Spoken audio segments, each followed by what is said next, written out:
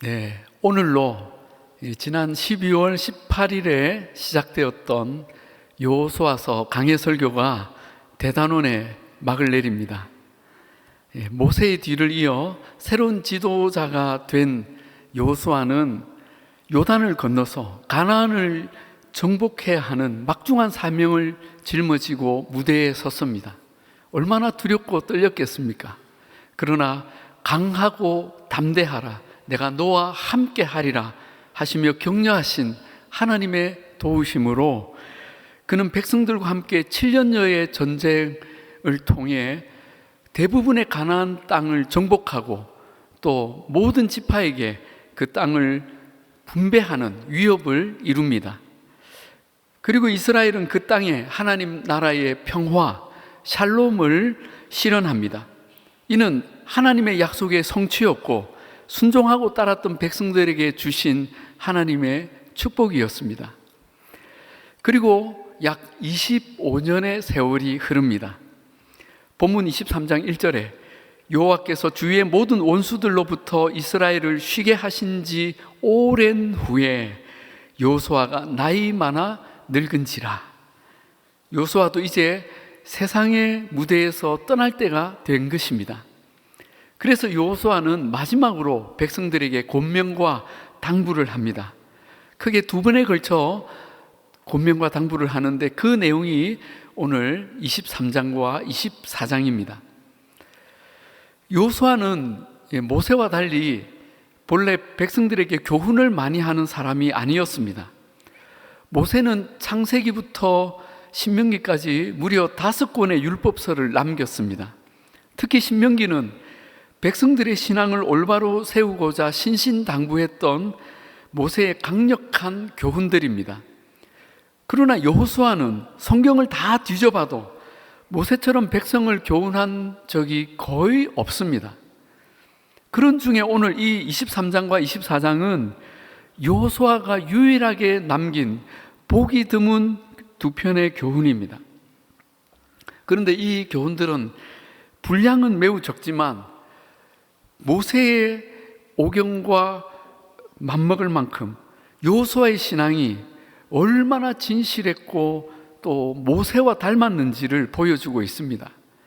뿐만 아니라 이 두 장의 교훈을 읽고 있으면 훗날 하나님의 위대한 종 다윗의 시편 23편을 보는 듯한 착각을 하게 됩니다.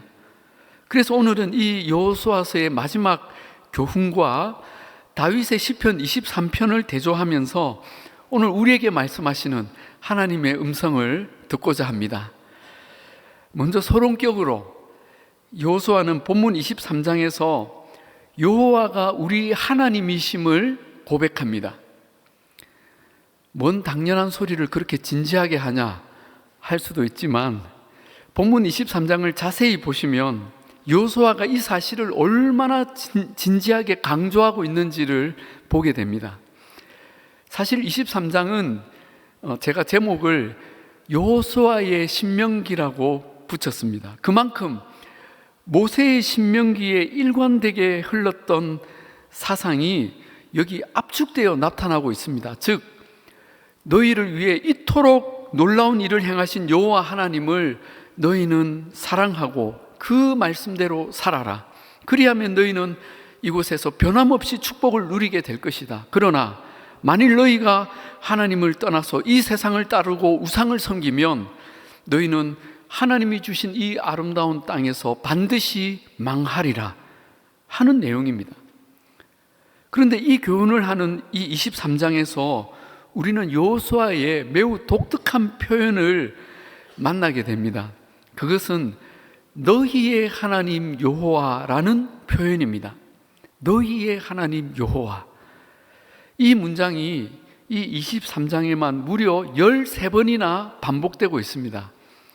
거의 매절마다 한 번씩 꼴로 나오고 있죠.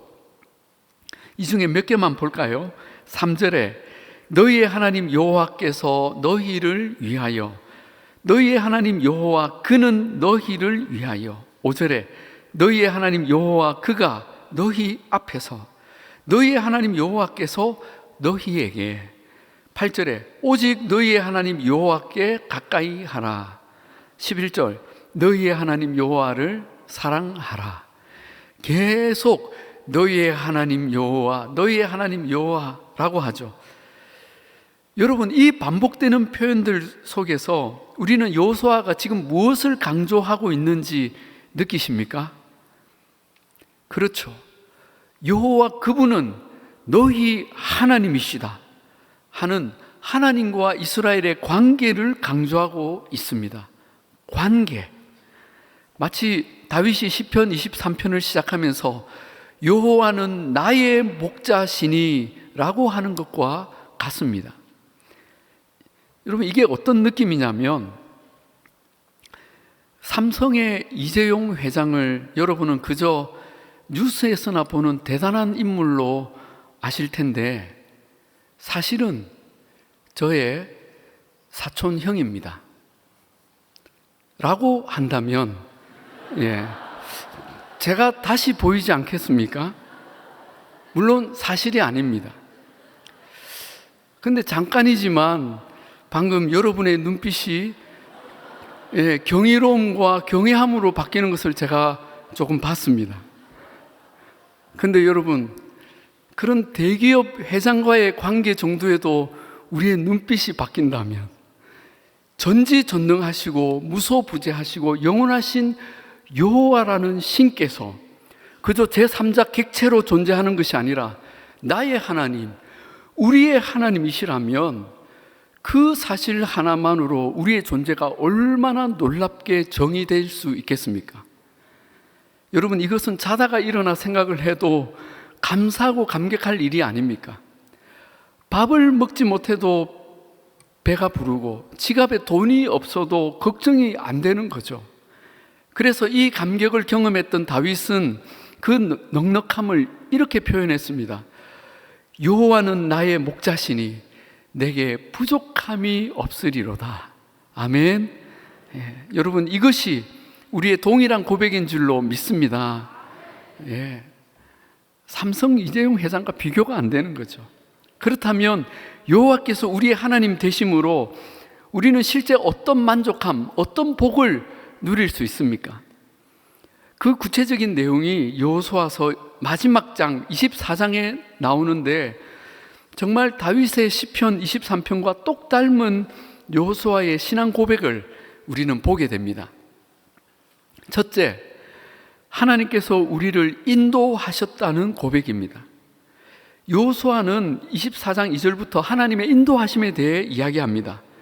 여호수아가 모든 백성에게 이르되 이스라엘의 하나님 여호와께서 이같이 말씀하시기를 옛적에 너희의 조상들이 강 저쪽에 거주하여 다른 신들을 섬겼으나 내가 너희의 조상 아브라함을 강 저쪽에서 이끌어내어 가나안 온 땅에 두루 행하게 하고 야곱과 그의 자손들은 애굽으로 내려갔으므로 너희를 인도하여 내었노라.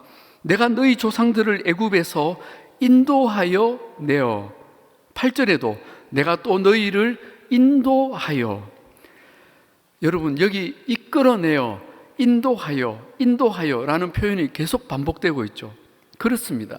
하나님은 우리를 인도하시는 분이십니다. 인도한다는 말은 어디로 가야 할지 모르거나 스스로 그곳을 나올 수 없는 사람을 바른 곳으로, 더 나은 곳으로 이끌어주고 동행한다는 뜻이 있습니다. 여러분, 우리 인간은 얼마나 어리석은지 자신이 있는 곳이 어떤 곳이며 왜 나와야 하는지, 어떻게 나올 수 있으며 어디로 가야 하는지 조차 전혀 알지 못합니다. 그러나 하나님은 우리가 있는 곳과 우리가 가야 할 곳을 아시고 친히 이끌어내시고 가장 선한 곳으로 인도해 주십니다. 아멘입니까? 그래서 다윗은 시편 23편에서 하나님과 우리를 목자와 양떼에 비유하며 이렇게 노래했습니다.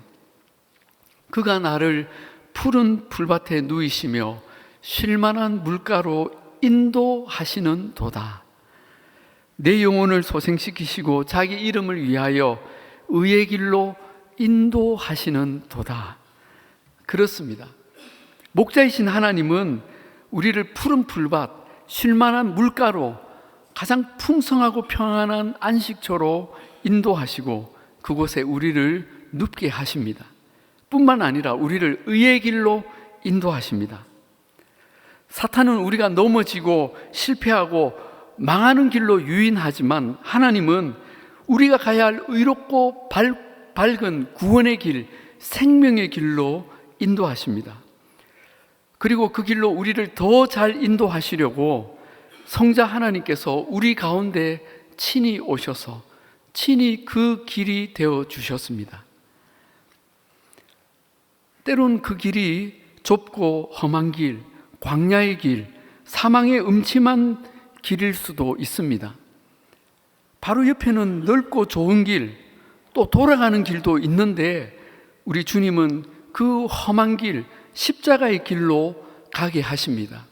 왜일까요? 그 길만이 우리를 살리고 하나님의 영광에 이르게 하는 유일한 길이기 때문입니다.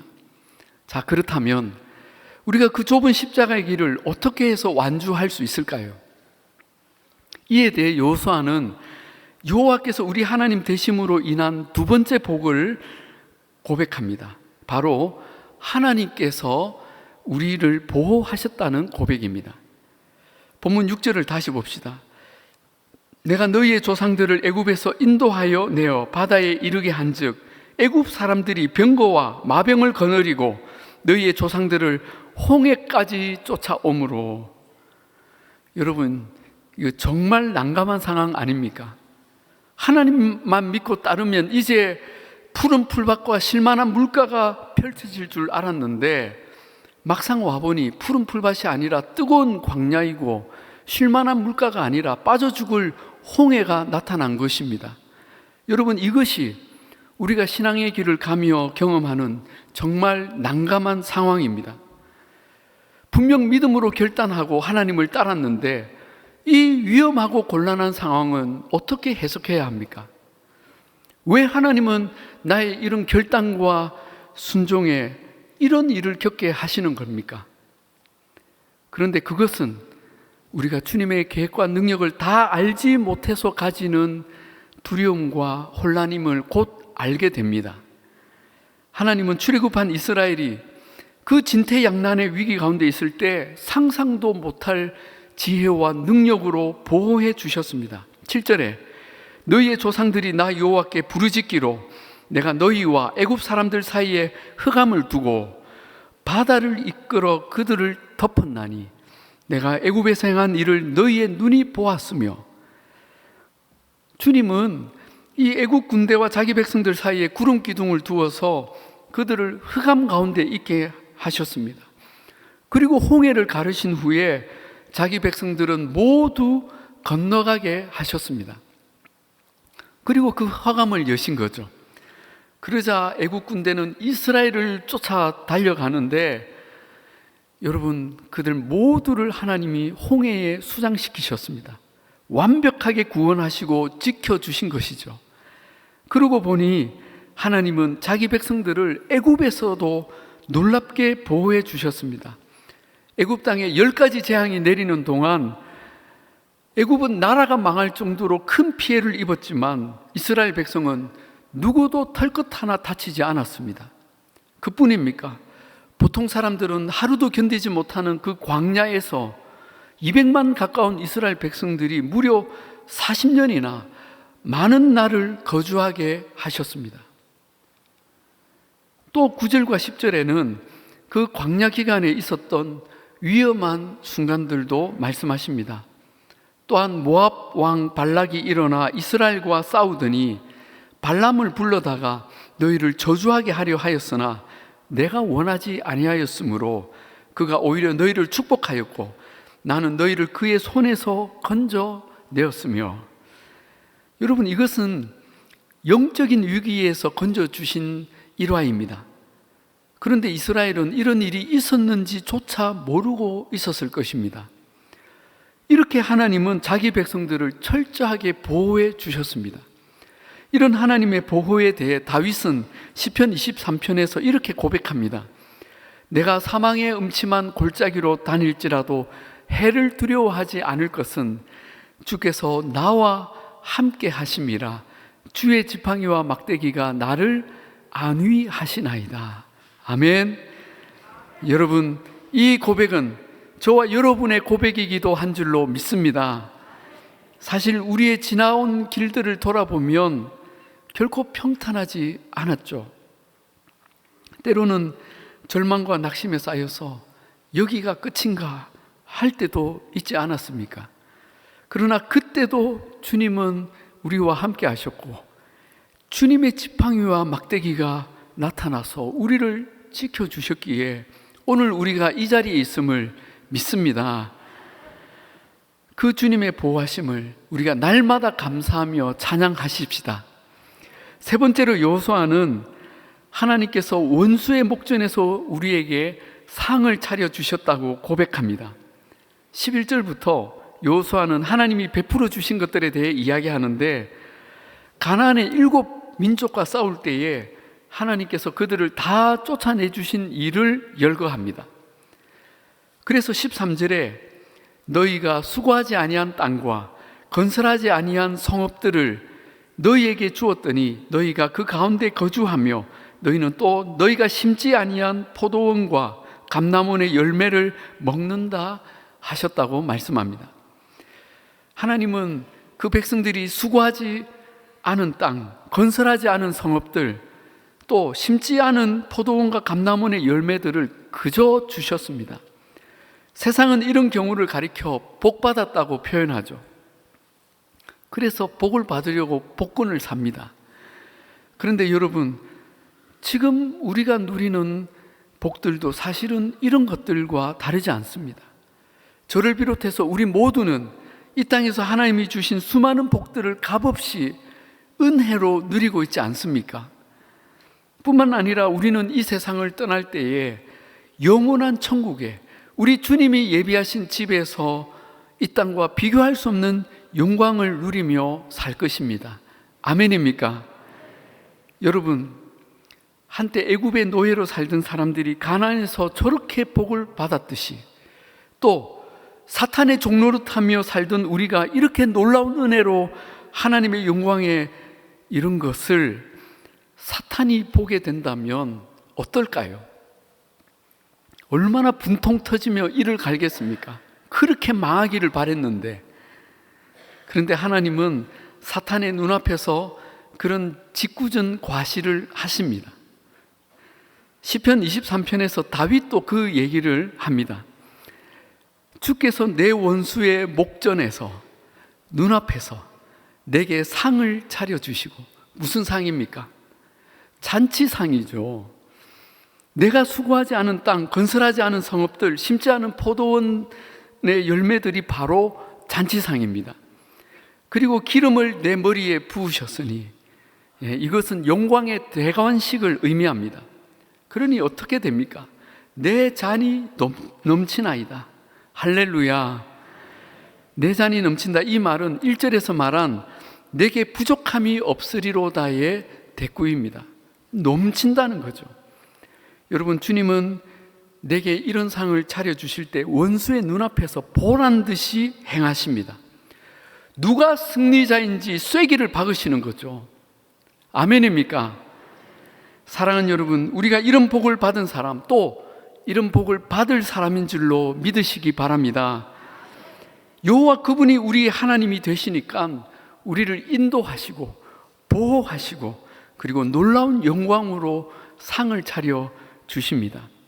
그렇다면 여러분, 우리는 이제 어떤 삶을 살아야 하겠습니까? 답은 분명합니다. 우리가 오직 여호와 하나님만을 섬기며 사는 것입니다. 14절입니다. 그러므로 이제는 여호와를 경외하며 온전함과 진실함으로 그를 섬기라.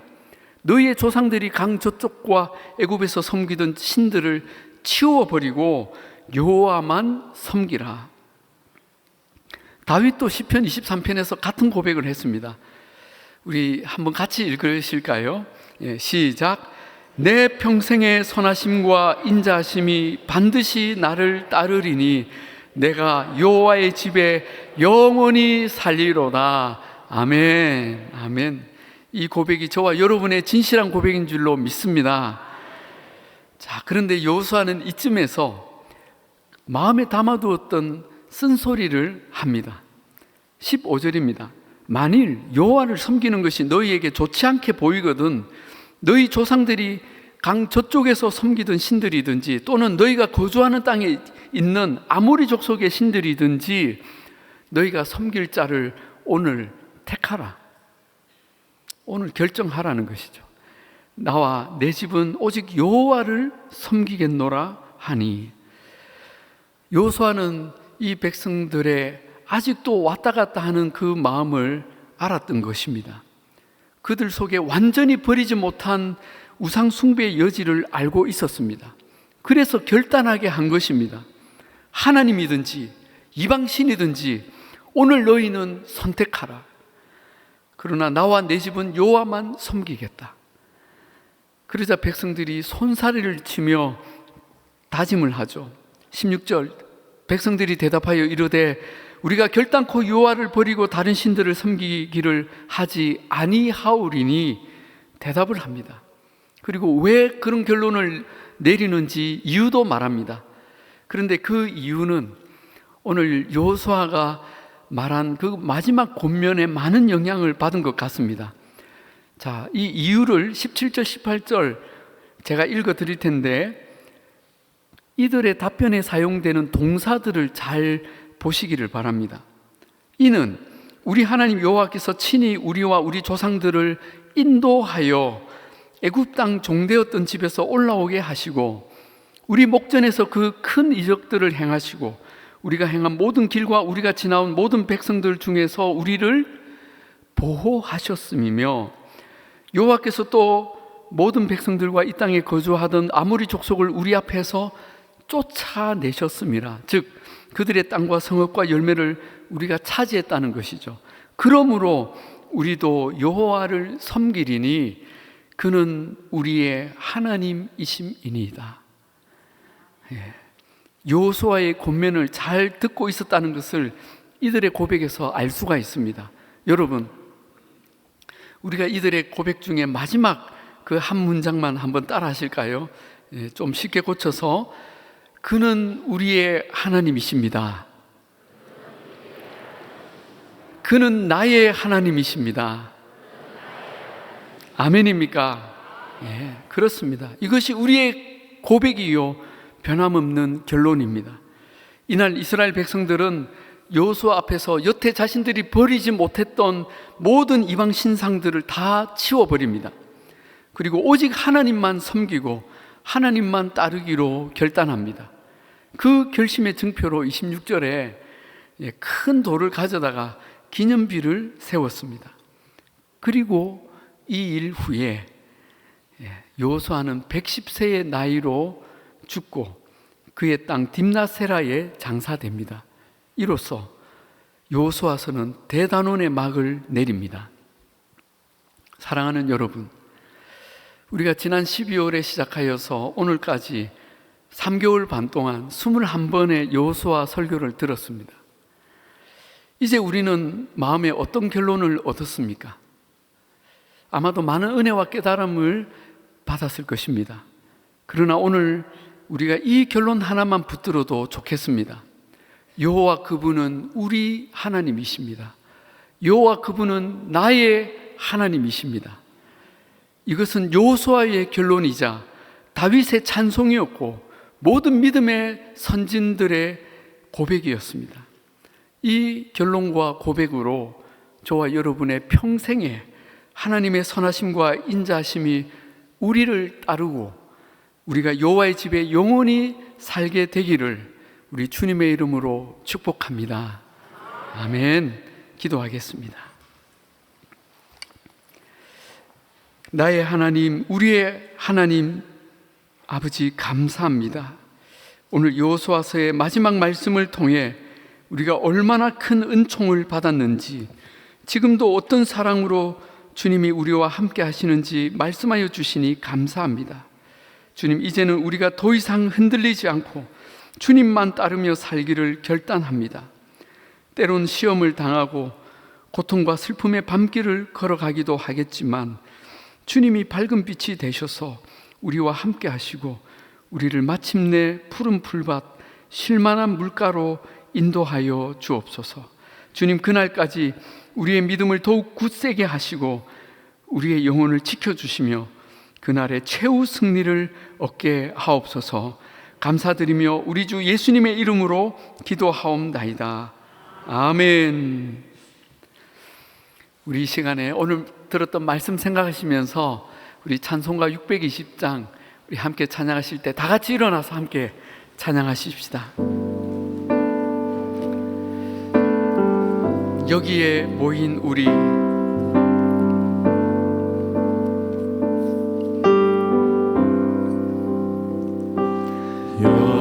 여기에 모인 우리, 주의 은총 받은 자여라.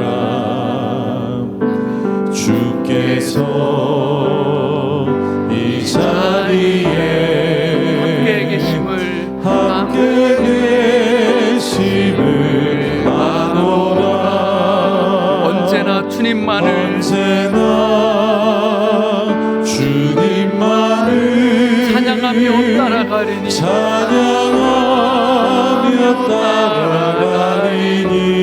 시험을 당할 때도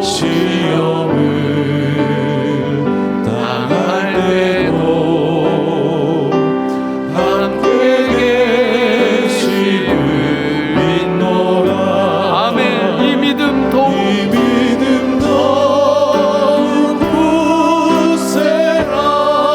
굳세라. 주가 지켜주신다.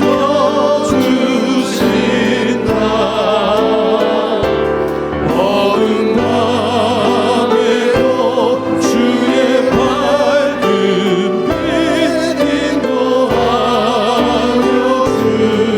주신다. 주님이 뜻하시니 헤아리기 어렵더라도 언제나 주 뜻 안에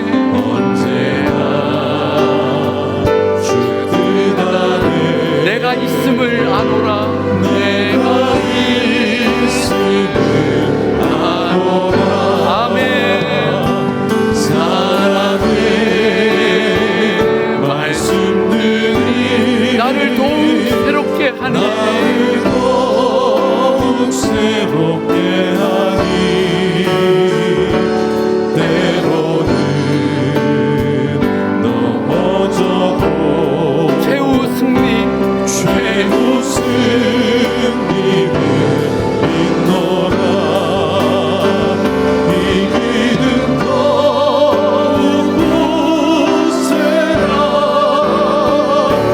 주가 지켜주신다. 어둠 밤에도 주의 밝은 빛 인도하여 이 믿음 더욱 굳세라. 이 믿음 더욱 굳세라. 주가 지켜주신다. 어두운 밤에도 주의 밝은 빛 인도하여 주의 뜻 이루어지는 날까지 주의